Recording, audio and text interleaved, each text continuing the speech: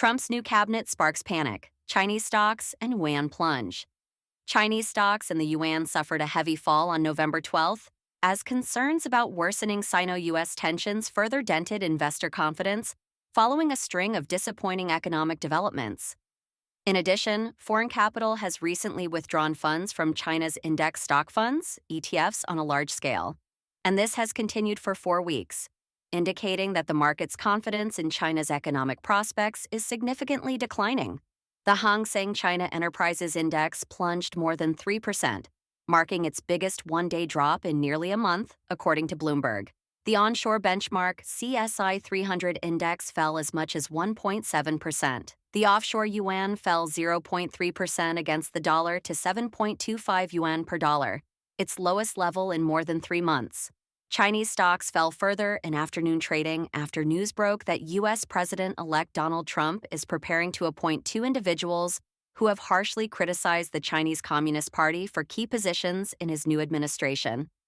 This has heightened concerns about rising geopolitical tensions.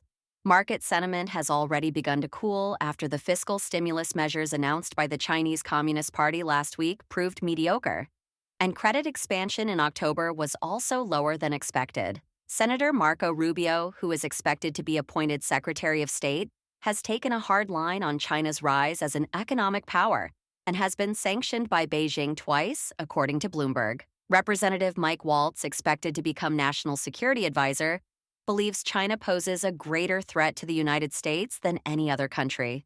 The Financial Times stated that Rubio is a hawk on Iran and China within the Senate Foreign Relations Committee and will become one of the most important members of Trump's foreign policy team if confirmed by the Senate next year.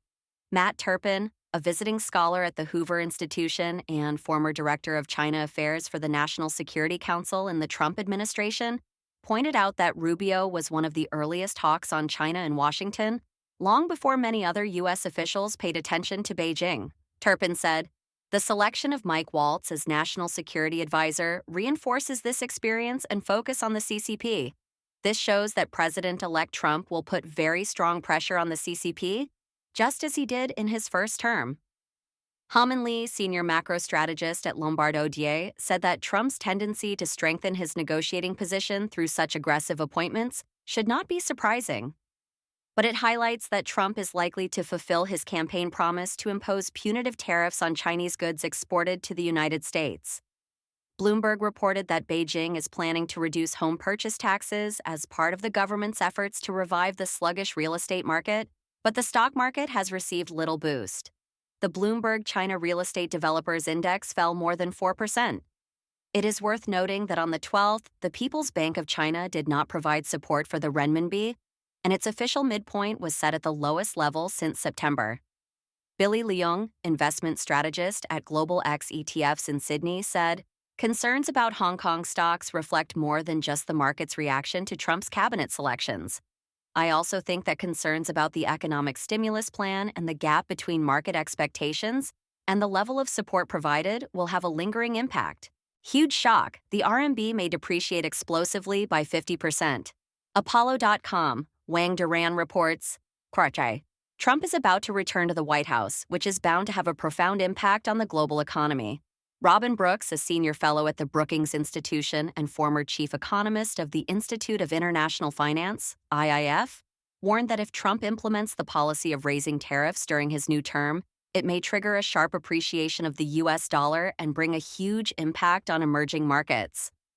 Brooks mentioned in the Financial Times that after the United States imposed a 25% tariff on Chinese imports in 2018, the exchange rate of the RMB against the U.S. dollar fell by 10%, basically offsetting the impact of the increased tariffs, leaving the U.S. import price unchanged. Therefore, countries hit by U.S. tariffs tend to depreciate their currencies significantly to cope with the pressure of damaged export competitiveness. He warned that if Trump further imposes higher tariffs on Chinese goods, the pressure on the depreciation of the RMB will increase again. In particular, historical experience shows that China has been struggling with capital outflows, such as the capital flight in 2015 and 2016, which led to a sharp drop in foreign exchange reserves. Therefore, if Trump imposes a 60% tariff on all Chinese imports, The renminbi may need to fall by as much as 50% to keep import prices stable. Even if China hits back with retaliatory tariffs, the depreciation of the renminbi may be very large. For other emerging markets, such a sharp depreciation would be a shock. Many Asian currencies may fall along with the renminbi, and other emerging market currencies will also be affected. At the same time, commodity prices are expected to be under downward pressure because most global trade is denominated in U.S. dollars. The appreciation of the U.S. dollar means a decline in purchasing power in emerging markets, which will further tighten the financial environment and increase the pressure on the currencies of exporting countries to depreciate. In this context, Brooks specifically mentioned that those emerging market currencies that closely follow the U.S. dollar, such as the Argentine peso, the Egyptian pound, and the Turkish lira, will face particularly serious depreciation risks and may even experience explosive depreciation. In summary, if Trump's tariff increase policy is implemented, it will inevitably lead to a strong appreciation of the U.S. dollar, which will impact emerging markets and aggravate global financial turmoil. Economists warn that if Trump implements his policies and raises tariffs, it will trigger a wave of sharp appreciation of the U.S. dollar, which will inevitably bring huge shocks to emerging markets. Faced with growing threats from Beijing, Japanese, Taiwanese, and other companies are now accelerating their exit from China. On July 23, Japan's Nippon Steel announced that it would end its 20-year joint venture with China's Bao Steel. The contract will expire at the end of August. Nippon Steel has found it difficult to expand its business in China and plans to shift investment to India and the United States. Nippon Steel also stated that it plans to sell all of its shares in the joint venture with China's Bao Steel for $241 million, though the sale will require regulatory approval. During the joint venture, Nippon Steel sued China's Bao Steel in a Japanese court in 2021, accusing the Chinese side of stealing Japanese patents on electroplated steel sheets, which China supplies to Toyota for electric vehicles. The case is still ongoing. This is a typical example of foreign companies rushing to withdraw from China. On July 12, Japanese construction machinery manufacturer Kato Works announced the dissolution and liquidation of its subsidiary that produces and sells hydraulic excavators in Kunshan, Jiangsu. Construction machinery company Kato Nakajima also announced that it would liquidate in August to exit the Chinese market. This trend is spreading from the manufacturing sector to the beauty products sector, with high-end skincare brands such as Shiseido also announcing their withdrawal from the Chinese market. Shiseido's flagship stores in China have recently stopped accepting new orders and have begun to close. Another Japanese company, Bridgestone, has also announced its withdrawal after more than 20 years of operations in China. Bridgestone has ceased producing and selling commercial tires in China and will likely focus on high-performance passenger tires. According to public information, in the past year, most of the globally renowned companies leaving China have been Japanese. These include manufacturing plants of Canon, Sony, Toshiba, and Nikon. Other companies that have exited China include Amazon, LinkedIn, and the R&D center of Astellas Pharmaceuticals. These companies have moved their supply chains to Thailand, the Philippines, or back home. Taiwanese companies face threats from China and seek refuge in other ways. Faced with threats from the Beijing government, Taiwanese companies are now seeking refuge in various ways. French media have expressed concern that China's hegemonic ambitions toward Taiwan have made Taiwan's leading technology companies worry about the worst-case scenarios. As a result, some companies are considering setting up a second headquarters outside Taiwan. Les Echos, which focuses on the response of Taiwanese companies seeking refuge abroad in the face of threats from Beijing, pointed out that since 2022, China has intensified its military demonstrations against Taiwan under the pretext of then U.S. House Speaker Nancy Pelosi's visit to Taiwan, reiterating its claim to the ancestral territory. This escalation of tensions has alarmed Taiwan's leading technology companies, prompting them to consider a Plan B away from the island.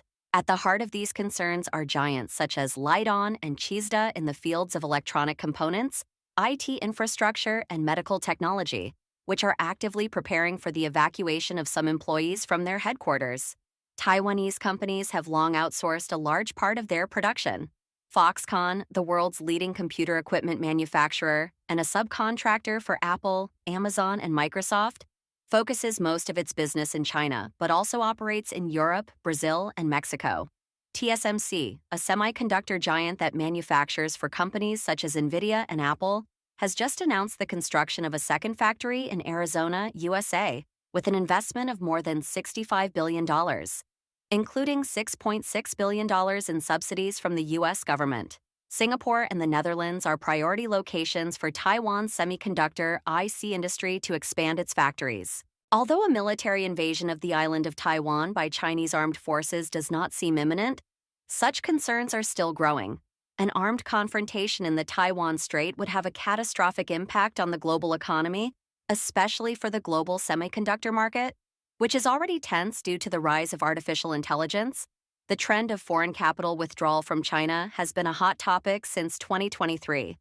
Earlier this year, global asset management firm Knight Frank analyzed that this trend is still ongoing. To calm public opinion, China's Ministry of Commerce stated that the inflow and outflow of foreign capital are in line with market rules, and that the narrative of foreign companies fleeing has been exaggerated and incited by external forces. Xinhua News Agency, the media outlet of the Chinese Communist Party, even criticized foreign companies for being foolish.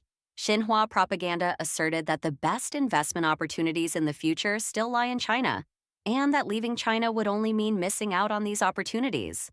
A commentator noted that the deteriorating business environment in China is driving foreign capital to leave, with many foreign companies moving to Southeast Asia, India, and even returning to their home countries, such as the United States, Japan, and South Korea. These companies come to China to do business and make money, not to engage in charity work. A netizen named Trin Tai Rose suggested that foreign companies are reluctant to leave China because of its well-established supply chain and cheap labor force.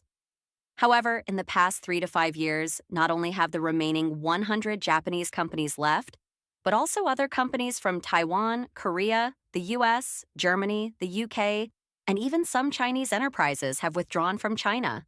Japanese camera giant Nikon shut down its subsidiary Nikon Imaging in China. The world's largest hard drive maker Seagate closed its factory in Suzhou. Suzuki withdrew all shares from 2 subsidiaries in China. Nitto Denko Group closed its Suzhou factory and withdrew from China. Apple assemblers plan to move production lines to Taiwan or Southeast Asia. In 2019, South Korea's Samsung Electronics closed its factory in Huizhou, ending phone production in China and shifting to India, Vietnam, and other Southeast Asian countries. Japanese office equipment company Ricoh moved its photocopier production lines to Thailand. KF sold its China business to SNH. In 2020, British supermarket chain Tesco announced that it would completely withdraw from the Chinese market. Dutch company Philips sold its home appliance business to Hill House Capital and exited the home appliance market in China. American clothing retailer Old Navy announced its withdrawal from the Chinese market and closed all its physical and online stores in the country. In 2021, Yahoo stopped providing products and services in China. Toshiba closed its last factory in Dalian. Japanese electronics manufacturer Oki ceased its printer and copier manufacturing operations in China. In 2022, Canon closed its factory in Zhuhai, moving production lines to Japan. South Korea's Lotte Group closed its last department store in China, dissolved its headquarters in China, and increased investment in Southeast Asia. Apple announced that iPhones would be assembled and manufactured in an Indian factory. In 2023, Sony moved its main factory to Thailand. Citibank left China. Supermarket group Carrefour left China. U.S. asset management giant Vanguard and performance consulting firm Gallup announced they would close their operations in China and leave the country.